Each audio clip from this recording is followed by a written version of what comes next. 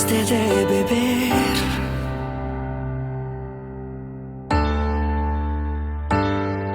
Cuando nadie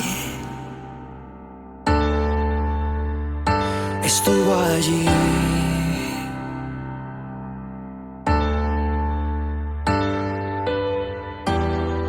Pero tú llegaste. Hola, yo soy Gerson Daniel. Ya lo sabes, es tu podcast y el mío, Gerson Daniel Speaker. Estamos en la serie Fui Llamado y hoy tengo a un invitadazo de lujo. Este hombre es pastor de la iglesia DC en San José, Costa Rica. Está casado con Gaby, es padre de Analu, Gabo e Ian. Un comunicador que cautiva con su estilo y franqueza. Se caracteriza por preguntas penetrantes y por su sentido del humor. Es psicólogo y además es ministro ordenado de las Asambleas de Dios. Y por si fuera poco, tiene un podcast que se llama Dándole al Punto. Y ahí les di una pista de cuál es su nombre. Uno de los mejores podcasts, no solo cristianos, sino uno de los mejores podcasts aquí en Costa Rica. Les hablo de Dan Álvarez. Dan, ¿cómo estás? Dios te bendiga. Buenos días. Hola Tito, ¿cómo estás? Salud, buenos días. Y buenos días a toda la audiencia que te sigue, que te escucha en todas las naciones y aquí en nuestro país. Y con mucho nervio, con esa presentación sea bárbaro, ¿verdad? A mí no me parece que es Dan y ya, sea bárbaro.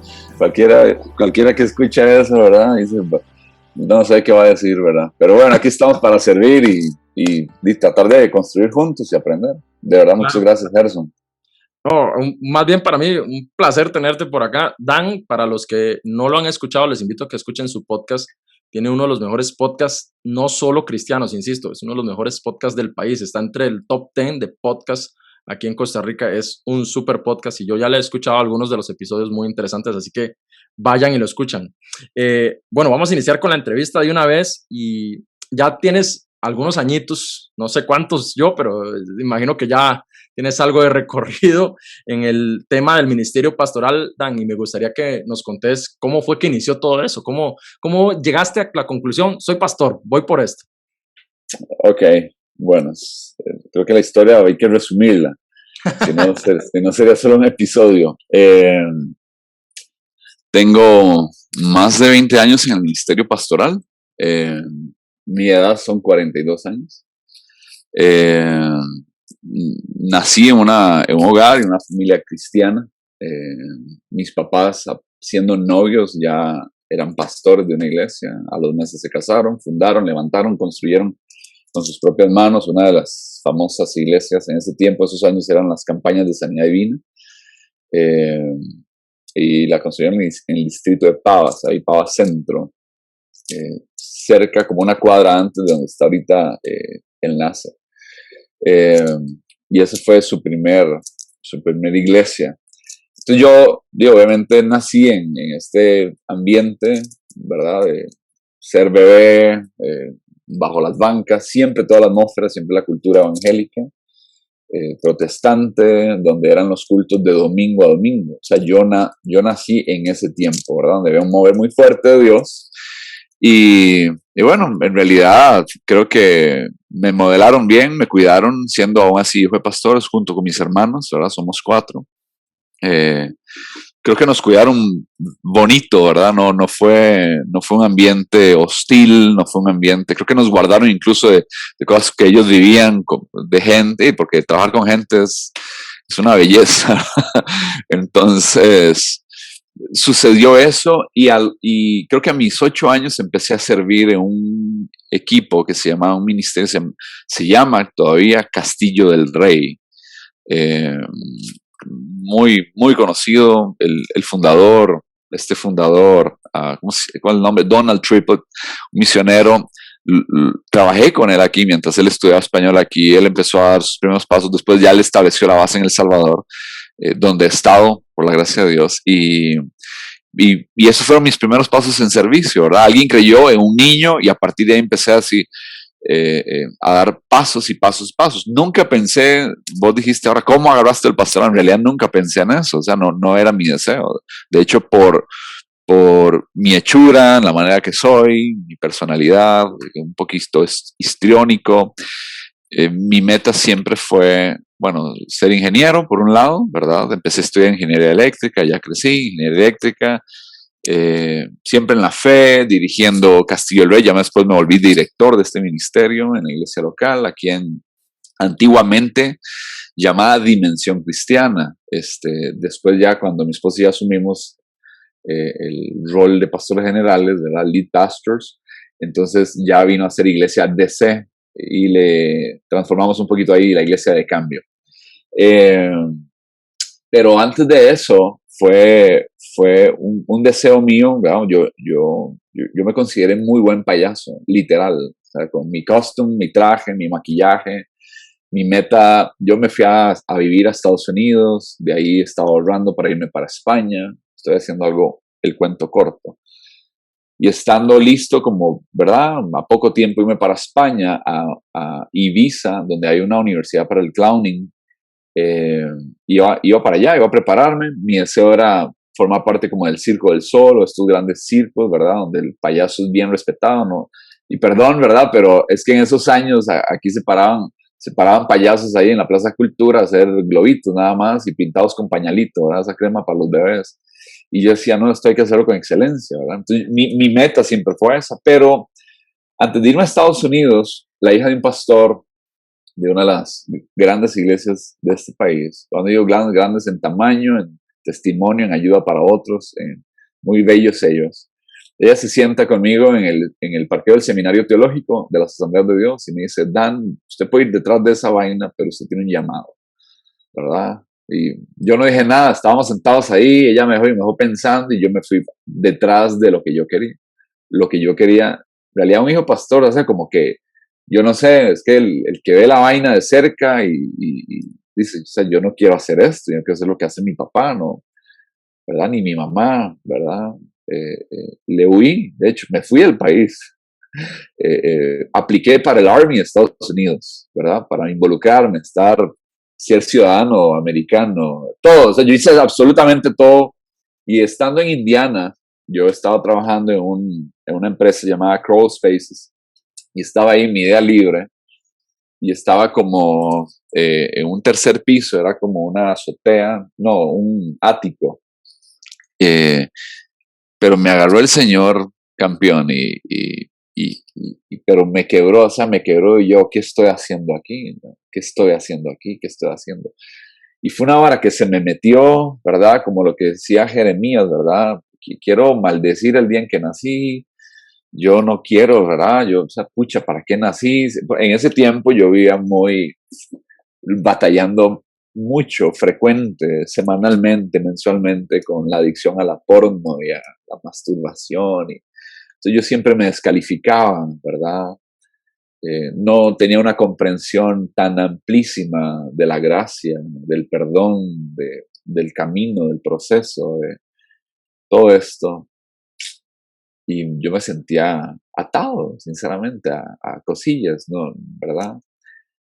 Y sentí como que un fuego se me metió, pero así, siempre serví, siempre serví, siempre serví. Llegué allá a Indiana y apoyaba a una iglesia local. Pero ese día marcó un antes y un después, ¿verdad? Algo fue como que muy profundo. Y yo dije, bueno, vamos a ver qué Dios quiere hacer con esto. Entonces, todos mis planes con respecto a perseguir mis deseos, lo que yo quería, ese día pasó algo, después vino lo del 9/11, el 11 de septiembre del 2001, y entonces yo salía para no perder mi visa. Entonces, cuando yo salí, regresé y vine aquí unos días, después me regresé a Estados Unidos, me dijeron a qué viene, ¿verdad? Y ya no eran los permisos de 180 días para quedarse, para trabajar. Y yo entendí que tenía que regresar. Cuando yo regreso, según yo venía a pastorear ya, ¿verdad? Yo ya vengo aquí y cuando llego me llevo un alegrón de burro. Mi tata había puesto a alguien de pastor de jóvenes que no era ni de la iglesia. Y aprendí muchas cosas. Después creo que en algunas preguntas tal vez puedo responder estas cosas, pero esa es la historia de mi llamado, ¿verdad? Siempre serví desde mis 8 años, pero el llamado pastoral fue un ático en Indianápolis, en Estados Unidos, mientras creo que huía de lo que me habían dicho, Dios me había dicho, Dios me había hablado, y Dios tuvo que tratar conmigo a miles de kilómetros, y yo, ¿qué hago yo aquí apoyando a otra gente cuando mi papá puede ser apoyado por su hijo? ¿Verdad? Y desde el 2001, desde 2001, hace 20 años, fue un fire, ¿verdad? Ese fuego que se nos metió como Jeremías, y aquí estamos, campeón. Ese es un resumen, ¿verdad? Rápido. Espero que haya servido de algo. No, claro, claro que sirve muchísimo. Y es que muchas veces pensamos que el llamado es algo perfecto, que bajan los ángeles y todo, sí, te confirmo, campeón, tú serás profeta de las naciones. O, hija, yo te llamé para el ministerio X, el que sea. Y pensamos que tiene que ser todo un marco ideal, un marco esplendoroso. Y muchas veces es en el escenario o en el terreno más complejo y difícil donde se da un tema de llamado, donde se da un tema de propósito. Eso a mí me llama mucho la atención porque no eres el único que lo comenta así. Habemos varios, me incluyo también, que hemos sido procesados, y creo que esto es algo que vamos a estar escuchando durante toda la serie. El proceso, amen el proceso. Lo dije en el episodio pasado, lo estoy diciendo ahora, amen el proceso, porque el proceso es el que te da resultados y el que te da autoridad también para sacar a otros. Cuando ya estás ejerciendo llamado, lo que viviste en tu proceso para ser llamado te permite tener autoridad para ayudar a otros, para sacarlos de sus adicciones, de sus situaciones, como seguros también sé que Dan le ha servido mucho todo su proceso para poder ayudar y traer liberación a otros. Quisiera hacerte una pregunta sobre el tema de la psicología, porque ahora que contabas cómo inició el tema del llamado y de lo que querías estudiar, vaya, ¿de dónde entonces salió el psicólogo? Y lo otro más importante todavía, ¿te ha tocado enfrentar a personas que digan, es que un pastor y un psicólogo, como que eso no es compatible lo uno con lo otro? Y gente que te contradiga por eso, porque esa parte también me parece interesante de cómo llegaste a ser un pastor psicólogo, vamos a decir. All right. Bueno, en realidad, cuando regresé de los Estados Unidos y ya me enfoqué, empecé con mis estudios teológicos y pasé de estudiar ingeniería eléctrica, no me hallaba, entonces pedí como que me volvieran a hacer exámenes para ver mi aptitud y a qué, y entonces me salieron todas las ciencias sociales. Pero en ese momento ya tenía por lo menos un tema de claridad de la dirección que yo tenía que tomar. Entonces, de todas las opciones que me presentaron en el mundo de las ciencias sociales, la psicología apareció y yo dije, bueno, creo que esta va a ser una herramienta muy útil para el ministerio. Nunca he recibido, al contrario, creo que todo lo contrario, creo que hubo ya más apertura. Es cierto que en el camino hay creyentes que creo que no tenían bases muy sólidas, convicciones muy sólidas, y claro, uno se vuelve un lector impedernido de filosofía, ¿verdad? Pensadores, tenemos a Kant, a Nietzsche, a Freud, y todas estas líneas de pensamiento es puro humanismo, ¿verdad? Y ahí está el peligro, cuando no comprendes que te están contando más o menos cómo se formó la psicología y los primeros psicólogos y las preguntas y todo el existencialismo y humanismo.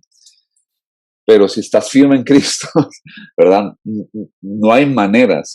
Yo lo veo en mi vida y en la vida de muchos creyentes. O sea, no hay manera de que esto te haga socavar bases, ¿verdad? Al contrario, siempre cuento que venían profesores, ¿verdad? Ya sean que los invitaban otros profesores y eran costarricenses dando clases en Harvard, o en Princeton, o en alguna universidad bajadísima, y venían aquí, y ellos mismos, ¿verdad? Yo recuerdo vino un profe, creo que neurólogo, y él decía un palabrón, ¿verdad? O sea, insultaba así, pero en el sentido de magnificar, ¿verdad?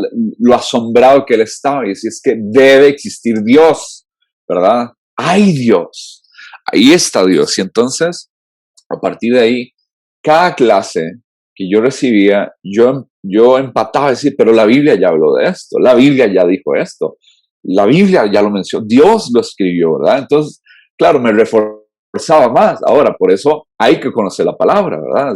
Sí, cuando usted no conoce la palabra y te vienen con filosofías y pensamientos y fulano y mengano y cómo cambió y este es el padre de esto y el otro es el padre, perdón, de esto otro y este de lo cognitivo-conductual y el otro del psicoanálisis. Entonces uno dice, deja pantallar, pero cuando conoces a Cristo y Cristo se vuelve tan real, ¿verdad? Creo que no hay manera. Y entonces, yo creo que gracias a Dios pude incorporar, ¿verdad? El conocimiento a la tarea ministerial, ¿verdad? Y de eso, bueno, también trabajo. O sea, yo profesionalmente ejerzo hace 15 años, ¿verdad? Yo ejerzo la psicología, ¿verdad? Yo tengo mi cartera de clientes, ya por muchos años. De hecho, yo me considero un ministro bivocacional y todavía esto se acentuó más durante esta pandemia, ¿verdad? Porque brotó demasiadísimo los casos de ansiedad, demás y demás. Entonces, nunca, al contrario, a mí me buscan porque tengo un ala, ¿verdad? Que la gente relaciona con la fe y un ala que relacionan con el profesionalismo, el conocimiento y la conducta humana, ¿verdad? Entonces me siento muy pleno con lo que hago. Creo que es una de las cosas más importantes y me ha dado una riqueza impresionante y un punto de vista. Cuando veo la palabra, claro, conecto con muchas de las cosas. Entonces, a la hora de comunicar el mensaje, creo que me conecto bien con la gente. Bueno, eso que dijiste hace un momento de un ministro bivocacional, eso creo que le puede servir a muchísimos que están iniciando, porque muchas veces, y esto hablo desde épocas atrás, en la cultura, vamos a decir, protestante, evangélica, fui llamado y te lanzas a por todo sin una plataforma financiera que te respalde, sin un montón de cosas que te ayuden, sin formarte, sin prepararte, sin culturizarte en diferentes temas. Y Ajá. muchos ministros que se lanzaron en los 70, hablemos del año 77, que fue un año clave aquí en Costa Rica al menos, en el mover del Espíritu Santo para hablar la palabra y que fue un año de mucho auge y de avivamiento. Muchos ministros que se lanzaron en ese tiempo hoy no están en ninguna parte, no aparecen por ningún lado, son gente que no estudió, que no se preparó, que no se formó, que no siguió y que como se lanzaron a por todo sin tener tal vez una base sólida que los sustentara en otras áreas como lo que es las finanzas, que es también muy importante, pues perecían en el camino y terminaban por ser ministros que al final no llegaban a ningún sitio. Yo pude ver muchísimo de eso. Y es que mucha de la idea es que usted, si está en el llamado, usted no puede hacer absolutamente nada más. Usted tiene que estar enfocado solo en esto, en lo otro, aquí y allá. Y cuando venían crisis o situaciones, no tenías nada más que te sustentara. Y creo que hacerle ver a los jóvenes que el llamado no tiene que ver solo con estar metido en una iglesia, sino que también tiene muchas aristas donde servir a Dios. Tú puedes servir a Dios en la política, en la educación, en la comunicación, en el arte, en donde quiera que te desempeñes, también ahí también tienes llamado y también puedes ser luz y puedes ser testimonio como lo está haciendo Dan con su profesión de psicólogo. Ahora, ya pasemos ahora ya estamos en el llamado. Imagínate que ya estamos dentro de algunos años ya sirviendo de toda esta parte donde ya estás ejerciendo propósito, ya estás impactando vidas. Todos enfrentamos retos en esas etapas, ya cuando ya nos vamos consolidando poquito a poco y ya vamos dando unos primeros pasos de fe y ya estamos ejerciendo un llamado correcto y completo y pleno. Uh-huh. Pero entonces me gustaría saber qué retos o cuál, ya estando en esta etapa de llamado, cuál ha sido tu reto más grande que hayas enfrentado, algo que te haya movido el piso literalmente a vos, a tu familia, a tu congregación, tu esposa, lo que sea que vos digas, este fue un reto que definitivamente me marcó ya dentro del llamado. Híjole, bueno, en realidad yo creo que tiendo a buscar el reto, tiendo a ir hacia adelante, tiendo a transformación, a cambio. Entonces, más bien el reto para mí, Gerson, y amigos que nos escuchan, el reto para mí siempre ha sido estar quieto, ¿verdad? Eh, creo que hay armas del enemigo que si él no logra sacarte, ¿verdad? Como decir, bueno, va para el mundo, ya se perdió. Creo que uno de las grandes armas que él usa es el activismo, ¿no? El estar sin sosiego, sin parar de aquí para allá. Y por más de una década, bueno, yo hubo un punto de quiebre en mi vida a partir de mi matrimonio. Cuando yo me caso, como puertas empiezan a abrirse y yo pasaba y asumo roles, digámosle, no solo en la pastoral juvenil, de alabanza, de la visión de la iglesia, en el mismo finales del 2001, cuando principios del 2002, cuando yo estaba acá, que yo no me detuve, o sea, fue sin parar y después me caso y empieza como puertas y puentes, ¿verdad?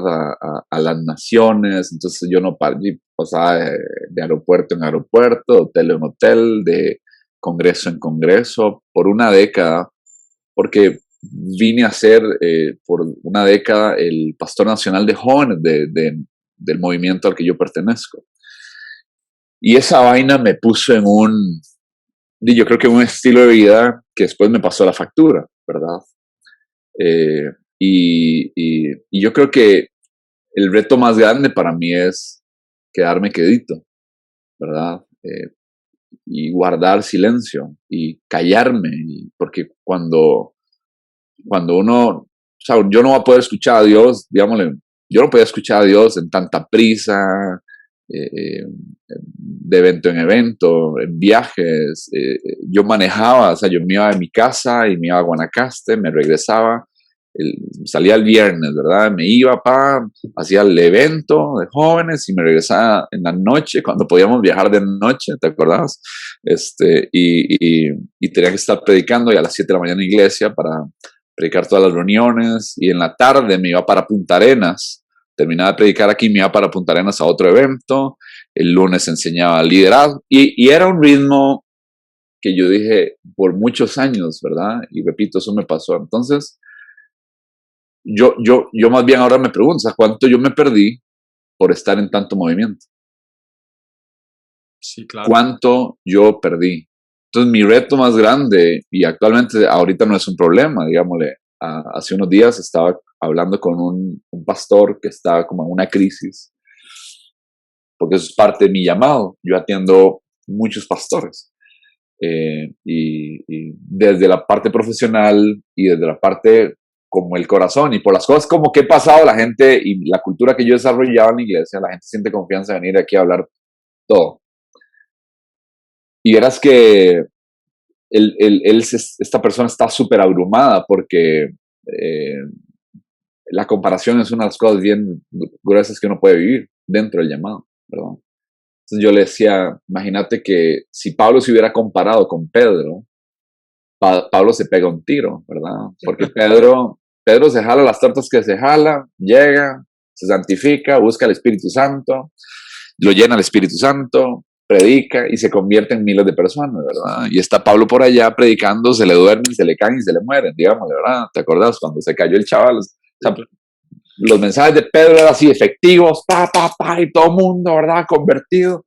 Y Pablo que en cárcel, en esto y en el otro, llevando palo, ¿verdad? Y la gente se le dormía en los sermones, ¿verdad? Y entonces, cada uno tenía su llamado, ¿verdad? Pedro no escribió lo que Pablo escribió. Yo siempre digo, eso es estar quietos. O sea, yo creo que si Pablo no hubiese parado en la cárcel, no escribió todo lo que escribió, ¿verdad? Porque no paraba ese chaval. Entonces dice, no va para la cárcel. ¿Y de dónde es? Las epístolas carcelarias, ahí las tenemos. Romanos, ¿verdad? Y todo era porque Dios permitía que estuviese quieto, ¿verdad? Porque si no, no hubiera parado, hubiese ido en viaje, y con peligros de todo. Entonces el Señor dice, no, necesito quedito, y para digo, hay que encarcelarlo, ¿verdad? Hay que encarcelarlo a este chavalo, y ahí hoy tenemos gran porcentaje del nuevo pacto, ¿verdad? Entonces, la pregunta que yo le hago a la gente es, ¿cuánto yo voy a ganar, ¿verdad? ¿Cuánto gano si me detengo? Si Gerson se detiene, porque a veces queremos deslumbrar al mundo, ¿verdad? Y queremos hacer y que la gente nos vea y que la gente nos note y buscar la aprobación de la gente. Vieras que ya pasé por ese chante, ya pasé por ese lugar.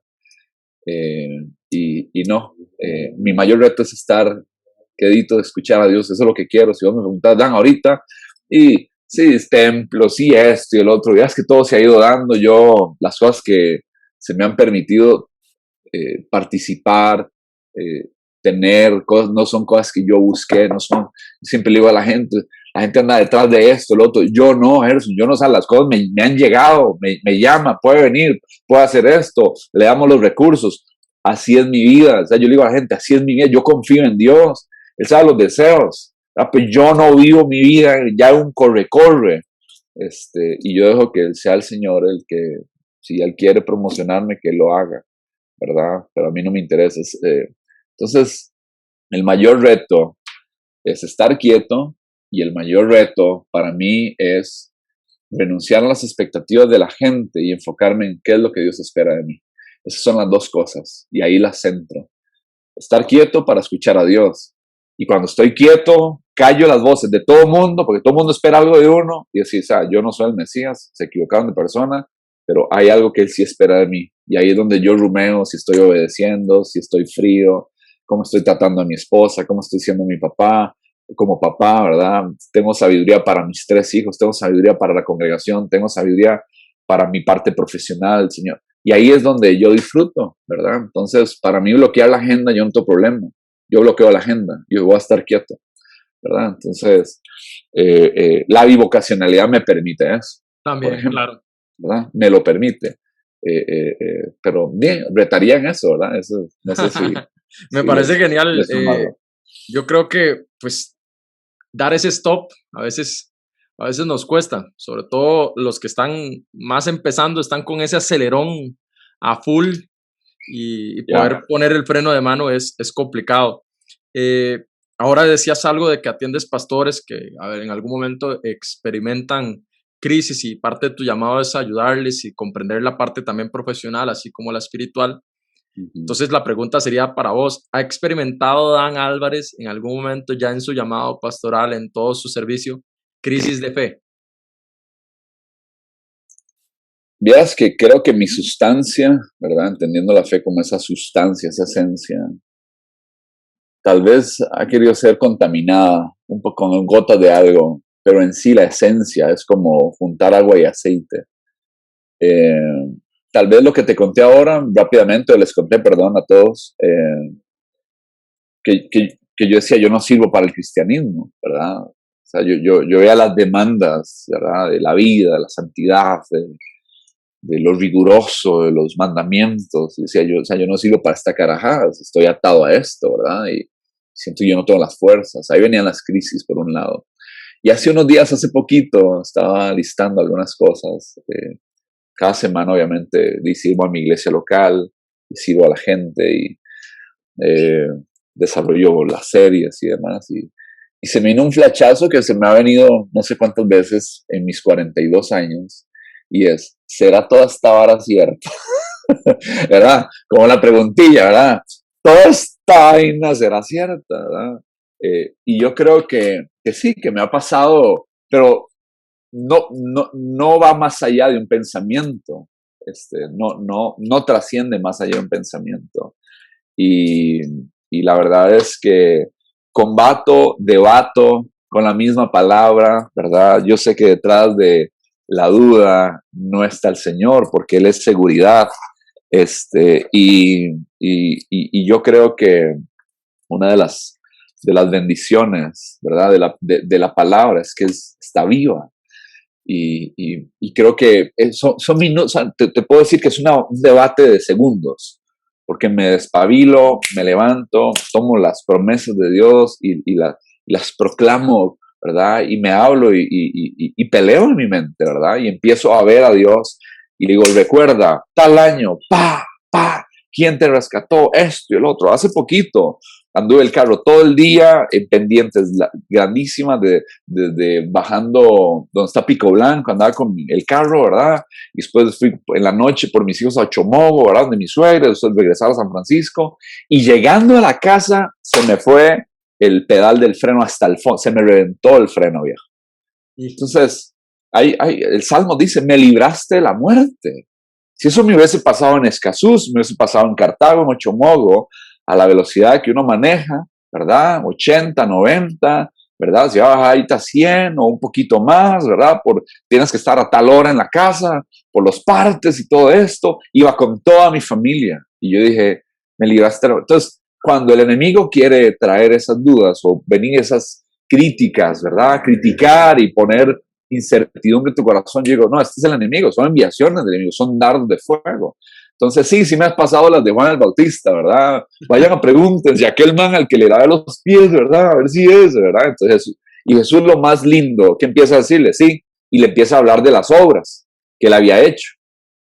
Vea qué importante, relacionó la crisis y le dice, recuerden, díganle que esto está pasando, y los ciegos ven, y los cojos andan. Entonces, cuando viene la crisis de fe, ¿qué hablo yo? De las obras que Dios ha hecho en mi vida, en mi familia, en mi matrimonio, en mis hijos, ¿verdad? En la vida de la congregación. Entonces, sí he tenido, ¿verdad? Crisis, pero las peleo, bro, o sea, no me dejo, o sea, no me dejo. No te dejas golpear, guerreas como... No. Y eso es lo que trabajo con mis pacientes, ¿verdad? El pensamiento racional y irracional. Entonces, dice, lo receto a la gente, ¿verdad? Para que lo vivan, yo no voy a pelear en la fe jamás. Parte de lo que has contado en esta entrevista, que me está gustando muchísimo, es que vos mismo en algún momento te descartabas por una u otra razón. Y es que existe una generación ya un poquito más madura, más mayor. Gente, estoy hablando de 50, 60, inclusive hasta 70 años, de ministros, que varios ya inclusive han estado partiendo con el Señor en esta temporada, ya sea por COVID, por lo que sea. Y podemos... Accidentes, cáncer, ajá. Ajá, ha sido varias situaciones las que los han afectado.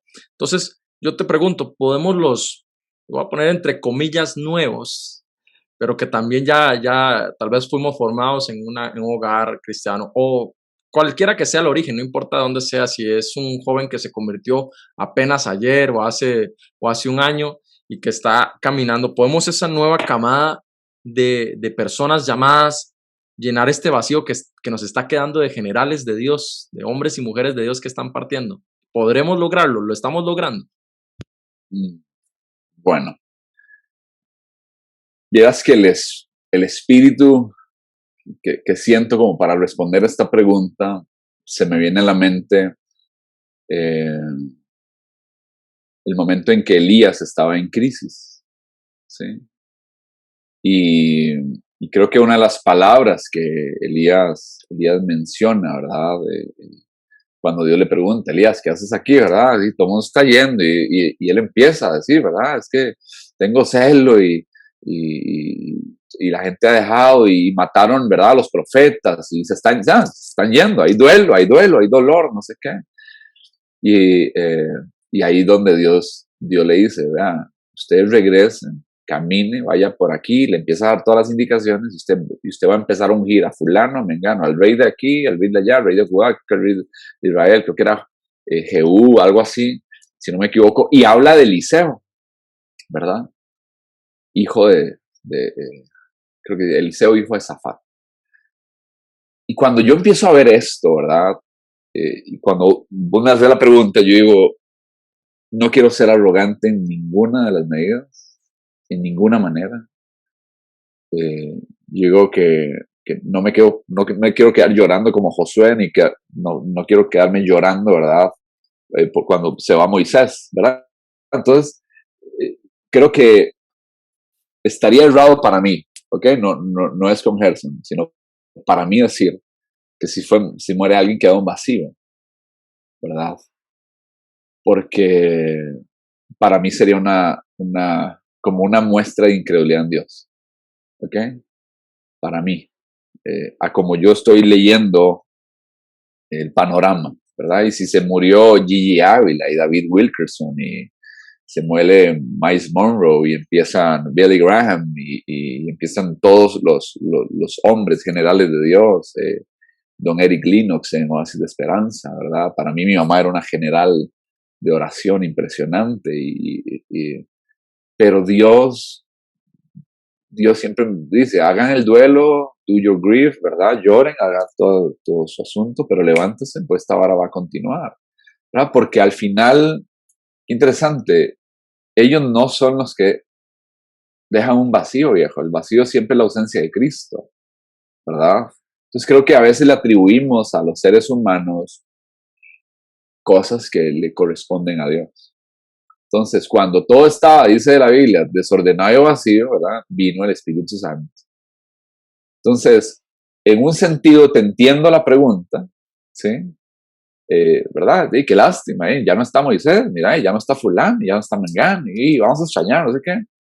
Pero es que Dios, brother, Dios llena todo, no se trata de nosotros. Ahí es cuando esta pregunta como que quisiera tornarla, ¿verdad? Porque él tenía un remanente y de hecho, creo que allá en la palabra, cuando tiene toda esta discusión, Dios le dice, perdón, no dice madre, Dios no dice madre, perdón, ¿verdad? Le dice, Elías, hay 7,000 carajos esperando que no doblaron sus rodillas. ¿Usted cree, verdad? ¿Sabes? Tenemos pensado, ya se fue fulano, ya, lo perdimos todo, ya no hay nadie, ¿verdad? No, olvídese. O sea, olvidémonos de ser el centro de la historia. Cristo es el centro de esta historia y nosotros somos todos los personajes del reparto, ¿verdad? Entonces, creo que es arrogante de nosotros pensar que el vacío lo llenamos nosotros. Creo que siempre va a ser Él en nosotros, si a Él le da la gana, ¿verdad? Simplemente las oraciones que digo, Señor, nada más yo no quiero estorbarte. Si te va a estorbar, me llama inmediato, ¿verdad? Yo no quiero ser una pega de chorizo, yo no quiero ser un lastre para la iglesia, ¿verdad? Y yo no quiero eso. Entonces, a tu pregunta, ¿verdad? Si la nueva generación va a llenar, el Espíritu Santo ha sido de generación en generación quien llena, quien mueve, que levanta gente, que despierta iglesias, que hay una multitud, hay millones de gente ahorita intercediendo, orando, hay una iglesia viviente, hay una iglesia que está escondida, ¿verdad? Depende de la nación de la cual estemos hablando. Algunos estamos muy visibles, redes sociales, predicamos esto y el otro, los showman y toda esta vaina, y al final es decir, no esta vaina se trata de Cristo. Los ministerios deben de girar alrededor de Cristo, no alrededor de nuestros nombres, y ahí es donde tiramos el enfoque. Entonces, así me gustaría leer tu pregunta, ¿verdad? Con decirle, no, Señor, tú llenas todo, no somos nosotros, ¿verdad? Gracias por los hombres que nos tocó conocer. Gracias, Señor, por la gente que nos tocó conocer, ver, escuchar. Todavía tenemos recursos de ellos que podemos aprender, admirarlos, agarrarlos, ¿verdad? El hermano Paulo, ¿verdad? Los consejos, las reflexiones, cómo ilustraban los sermones, esto y el otro, la pasión por la santidad. Y uno ve las líneas de los puritanos, uno ve las líneas de los calvinistas, de los arminianos, y uno ve toda la... Y sí, yo quiero agarrar lo mejor, yo quiero agarrar lo mejor de cada uno, ¿verdad? Y disfrutarlos, sean jóvenes, sean ancianos, agarrar lo mejor de lo que Dios les dio a ellos, aprender de ellos, y sí, gracias, pero el Espíritu Santo, tú nos guías y tú nos llenas, tú llenas. Él dice en Efesios, canten salmos, himnos, ¿verdad? Para ser llenos, no dice de estos hombres. Los vacíos no se van a llenar con los hombres, los vacíos siempre se van a llenar con Cristo, a través de Él, ¿verdad? Y por medio del Espíritu Santo y su palabra. Entonces, esa sería mi respuesta a esta preciosa pregunta que no me atrevería a... Creo que me encanta el giro que le diste, porque creo que nos puede enfocar muchísimo y puede ser un derrotero para muchos de lo que están. Varios pueden estar preocupados, no voy a dar la talla, no voy a dar el tope de lo que otros dieron. Lo cierto es que, amigo, amiga que me estás escuchando, el vaso lo llena el Espíritu Santo, tú eres el vaso. Que recuerdes siempre que es mucho más importante el mensaje que el mensajero, que recuerdes siempre que entiendas con claridad que es ese mensaje el que nos mueve, no nosotros. Nosotros simplemente somos instrumentos, así que no te preocupes por si vas a dar la talla o vas a dar el tope o vas a llenar el vaso. Eso se encargará el Señor de hacerlo porque es Él el que hace a través de nosotros. Nada más considérate privilegiado de que puedes ser usado por Dios y ama ese llamado con pasión, pero descansa ya de si vas a poder dar esa medida extra, sino que el Señor se encargará de que sean salvos los que tengan que ser salvos por medio de tu ministerio, lo que Dios te ha llamado, y Él es el que va a hacer la obra. El Señor siempre es el que va a hacer la obra. Pensando en todo esto, Dan, me gustaría saber, y esto es una curiosidad porque ¿qué le habrías dicho vos? Porque has pasado con todo lo que has contado, has pasado por diferentes circunstancias. Este Dan de 42 años, si tuvieras la oportunidad de una máquina del tiempo, es un imaginario, una utopía, pero imagínate que pudieras poder viajar al pasado y decirle al Dan de 22 años algo, ¿qué sería lo que vos le dirías a ese Dan de 22 años, mucho más joven, con todo ese montón de situaciones que contabas? ¿Qué podrías decirle a él para su vida, para su llamado, para todo lo que está sucediendo?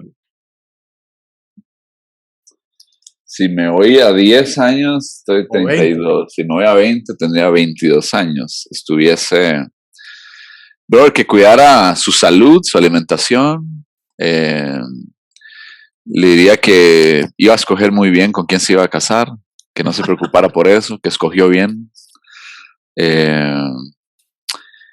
Despacio porque precisa, le diría eso. Creo que nunca me afané por tener cosas y hasta el día de hoy creo que no ha sido un afán. Le diría que siga esa ruta. Lo advertiría. Lo advertiría de tal vez vivir una vida desde más temprano, ¿verdad? Ahora lo vivo, pero desde más temprano, de rendición de cuentas. Le diría, estimula esto, y algo que he aprendido en los últimos años es, vuélvete un hombre vulnerable, ¿sí? Vuélvete un hombre vulnerable, y es lo que soy ahora. Lo que represento es lo que la cultura de la iglesia que pastoreo representa. Que disfrutara cada persona que está alrededor, ¿verdad? Que se ocupara más de las relaciones y que rescatara las relaciones hasta donde fuese posible, ¿verdad? Porque a veces nos vamos por las cosas que no son tan importantes y creo que perdemos relaciones lindas y buenas por cosas tan estúpidas. Un enfoque muy fuerte por la familia, ¿verdad? Yo creo que yo fui un ministro ausente los primeros años con todo esto que te conté, de viajes y esto. Entonces me convertí en muy buen proveedor, pero creo que fue rápido el asunto, gracias a Dios desperté rápido, no cuando mis hijos ya tuvieran 20 años, 25 y estuvieran apartados, ¿verdad? Y dijeron, usted fue un papá ausente. Gracias al Señor reaccioné rápido. Pero el día que cuidara eso, ¿verdad? Y que amara a la gente, que no esperara que bajara siempre las expectativas, no esperara de la gente esto, sino, y que me dejara sorprender más bien, si bajara la línea, esto lo trabajo ahora y se lo diría. Y que disfrutara, yo hubiera dicho que tratara de disfrutar un poco más con su mamá, que le iba a perder en sus 30, entonces que le hubiera dicho eso, un poco más. No me arrepiento de nada de lo que vi con mi viejita, ¿verdad? Pero me hubiera gustado viajar con ella, por ejemplo, ¿verdad? Entonces, son cosas que quedaron ahí, ¿verdad? Entonces, eso le hubiera dicho. Y el resto ha sido bellísimo. Qué impresionante. Yo creo que también yo tendría que decirle cosas a mi yo de hace 10 años. ¿Tu edad cuál es, Gerson? Yo tengo 32. 32, all right. Ok. Del 89 sos. 89, correcto. 89. Uh-huh. Sí, 89. Yo también diría cosas al Ger de hace 10 años. No sé cuántas cosas le diría que le habrían evitado varios dolores de cabeza, pero me gustó mucho tu analogía. Me tocó demasiado el tema de lo que le habrías dicho a tu yo de hace 20 años o hace 10 años sobre lo de tu mamá. Yo todavía tengo a la mía con vida y pues trato de disfrutarla bastante. Ahora pensemos, Dan, vayámonos a todos esos jóvenes que están en este momento, están tocándoles a la puerta, al llamado, les están diciendo ya con fuerza que es el tiempo, que es la temporada, que es el momento. Y desde tu experiencia como pastor y con lo que has visto en los últimos meses, el último año y medio, 2 años, todo el reto también de la pandemia, todo lo que ha representado el tema de la cuarta revolución industrial, tanta cosa que se ve que están enfrentando esta camada. ¿Cuál crees vos que podría ser ese reto mayúsculo que está enfrentando esta generación que está ahí a las puertas de servir o que ya se está lanzando a servir? Wow, bueno, yo no tengo duda de lo que voy a decir, y es que ahorita hay o sea, el nuevo altar al que el cristianismo y los nuevos ministros tienen que derrotar, como Gedeón tuvo que ir a desbaratar. Creo que tiene que ver mucho con el entretenimiento. Y eso se vuelve el distractor, creo que en este momento, número uno. El entretenimiento se está volviendo un lugar donde adoramos e invertimos muchísimo tiempo ahí, ¿verdad? Tenemos, creo que, muchísimas plataformas de distracción. Tenemos Netflix, tenemos Amazon Prime Video, tenemos, creo que HBO, Disney Plus, tenemos todas las plataformas de audio, tenemos YouTube donde podemos pasar y hacer scroll, tenemos las redes sociales, tenemos humor, tenemos videos rápidos, tenemos reels, tenemos todas estas cuestiones y creo que por ahí, viejo, creo que la batalla en distractores, cuando ya tienes conversaciones profundas, cuando rindes cuentas, cuando haces análisis de la inversión de tiempo, creo que estamos adorando algunas de estas cosas sin darnos cuenta. Creo que lo vemos inofensivos, hacemos maratones, ¿verdad? De sentarnos y creo que ya no estamos disfrutando. Entonces, el enfoque en Cristo es el mayor reto de todos. La nueva generación, recordad que creció con lo digital, ¿verdad? No me gusta catalogar a la gente con todo esto que salió de las generaciones y encasillar a la gente, porque hay varas que yo tengo de generación tal y de otra. No me gusta porque creo que no puedes encasillar a nadie, ¿verdad? Nada más como un tema de referencia. Pero lo estoy viendo, digamos, cómo hacer que Cristo sea el mayor tesoro para la nueva generación, que sea el anhelo profundo, que digan como Asaf, nada tengo yo en esta tierra que no sea a ti, solo te deseo a ti, ¿verdad? Aún mi carne y mi hueso te anhela, te desea, ¿verdad? Aún en el desierto te deseo, aún en el desierto nosotros no jale al cine, no jale a comer, y nosotros mismos en el cuerpo de Cristo pensamos que este tipo de actividades que no son negativas, lo digo como profesional, ¿verdad? Sino que donde hay mesa, donde hay risa, donde hay comida, hay cosas importantes, pero no perder el enfoque.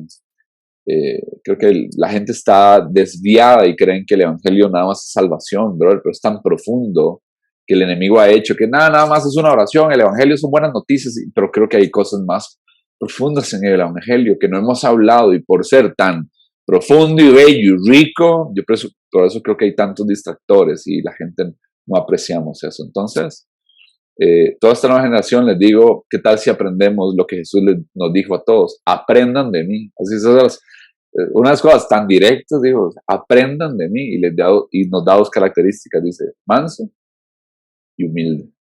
¿Sí? Manso y humilde. Les dejo de tarea, busquen esto, ¿verdad? La mansedumbre, eso es saber tener el poder bajo control, es dominar esa fiera que hay en vos, ¿verdad? Es el deseo de cabalgata, de ese caballo, ¿verdad? Que está con brío si quiere ir, pero hay un jinete. Yo sé que quieres correr la sabana, sé que quieres ir, ¿verdad? Y correr las sabanas de Nicoya, ¿verdad? De Santa Cruz y dejar y galopar, pero que el Espíritu Santo, yo sé que tienes poder para hacer muchas cosas, pero ahorita he estado estos días meditando, de hecho, antes de venir a sentarme contigo, lo que fui a repasar mucho lo que fue la pasión de Cristo, ¿verdad?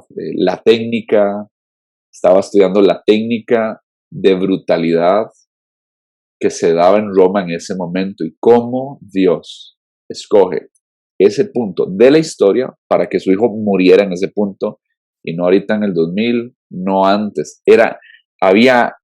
Dios escogió de manera perfecta, ¿verdad? Porque iba a representar la crueldad, ¿verdad? Entonces estaba rumiando ahorita sobre esto y decía, cuando ves esto, yo quiero a ese hombre. Él no murió por sus transgresiones, murió por mis transgresiones, ¿verdad? Entonces cuando hay un rumeo, una reflexión de la vida de Cristo, creo que nuestras barbas se ponen en remojo y esto se trata de nuestro Cordero amado, quiero a Él, lo deseo a Él y ya ves que el resto de cosas como que, no sé, ya no importan tanto, ¿verdad? O sea, ya no importan tanto nada, viejo, de verdad, cuando ves tu vida en contraste con Cristo y eso es lo que le animaría a las nuevas generaciones, a ser humildes y acercarse al libro de libros, que es la palabra del Señor por excelencia, ¿verdad? Y permitir que esa espada penetre. Y cuando vas y te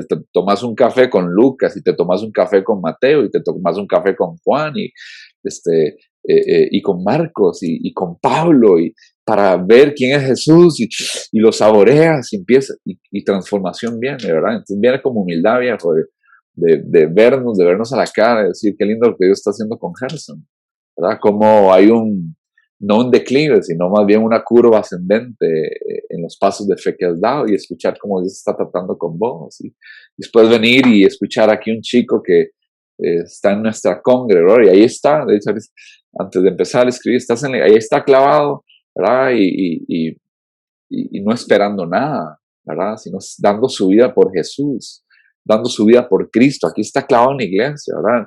Y no es asalariado, no es de esto, no es nada. Aquí está, pastor, ¿qué hago? ¿Qué hago esto y lo otro? Se va a casar dentro de unas semanas y saber que fue a otro país, y agarró lo que tenía de ahorros para estudiar y digo, no, o sea, que aquí hay una generación que Dios está volviendo a levantar, impresionante. Creo que sos parte de esa generación, ¿verdad? Y de unir, pero hay humildad, esa humildad, te agradezco mil, ¿verdad? La invitación, ¿verdad? Uno dice que uno empieza como a conectar y a hacer una sinergia entre la generación de mi viejo, tu generación, y vos tocas atraer la generación de los de 20 para acá, ¿verdad? Donde estás más cerca de ellos que yo, pero ser mansos y ser humildes y decir, quiero aprender de Gerson, quiero aprender de este chico que tengo acá, quiero aprender de mis hijos, de mi esposa, quiero aprender, y sobre todo de Cristo. De verdad que, bueno, agradezco mucho tus palabras por lo que me estás diciendo. De todos podemos aprender. Yo también estoy tratando de absorber de ese conocimiento, de ese llamado tuyo. Y bueno, de parte de lo que decías, de cómo esta generación se distrae, te confieso a viva voz, yo lo he vivido.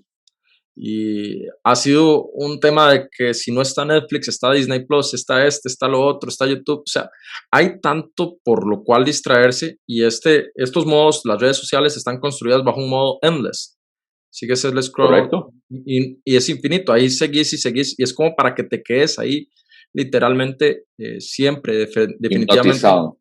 Exacto, definitivamente tenemos que aprender a invertir nuestros recursos y nuestros tiempos. Algo que acabas de decir ahora y ya casi vamos a finalizar, pero quisiera preguntarte porque definitivamente tenemos que ver a ese Dios generacional.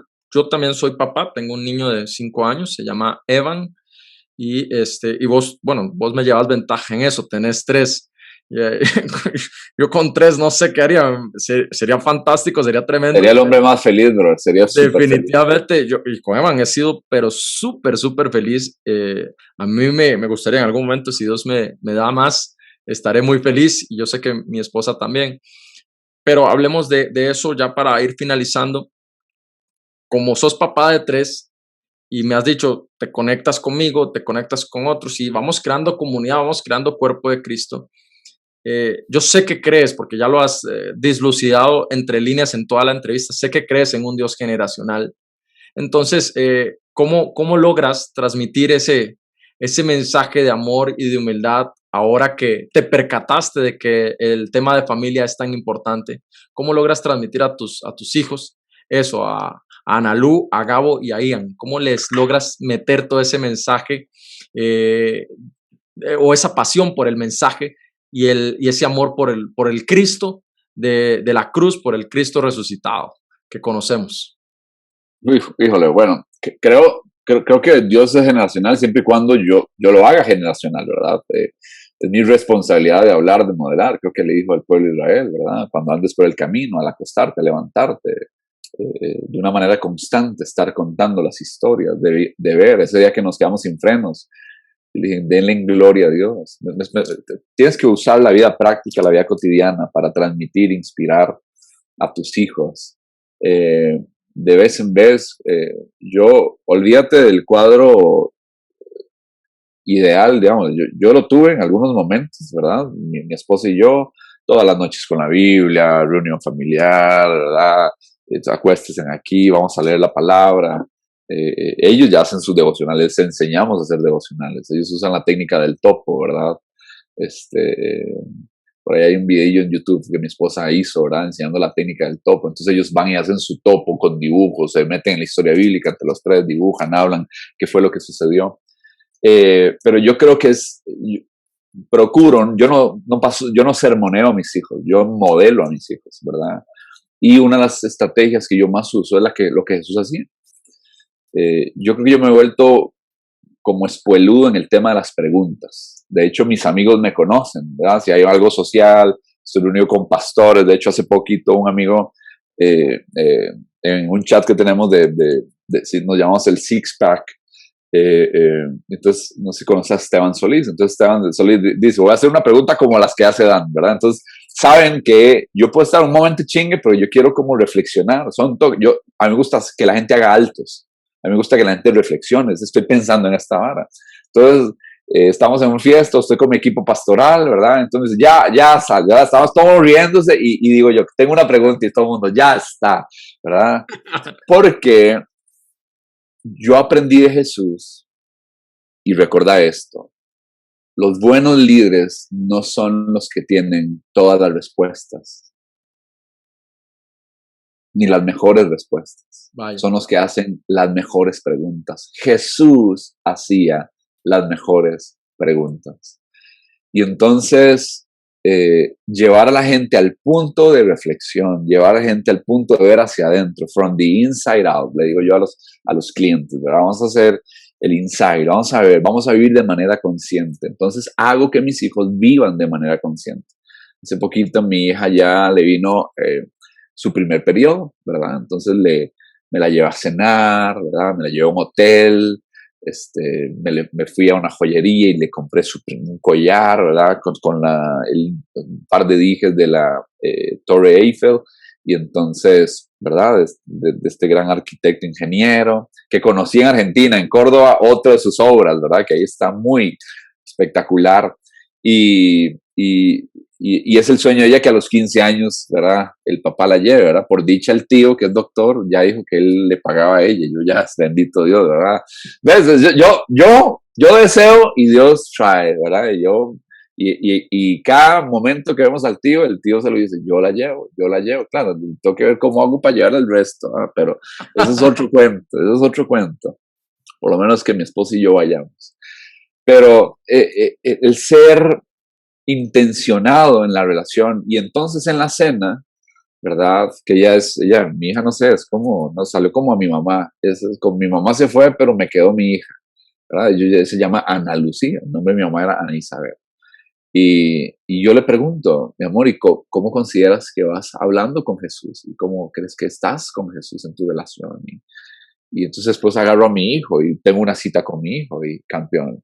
¿Cómo crees, verdad? Porque es el día a día, cómo ven que trato a mi esposa, cómo ven que los trato a ellos, en tema de obediencia, en el diálogo. Yo, o sea, como varas de gritos, de agresión, la cruz, ¿verdad? O sea, si hay disciplina, si hay trabajo, hay diálogo, y yo escucho mucho a mis hijos, es cómo te sentís, ¿verdad? El fin de semana pasado fue como, ¿Ustedes creen que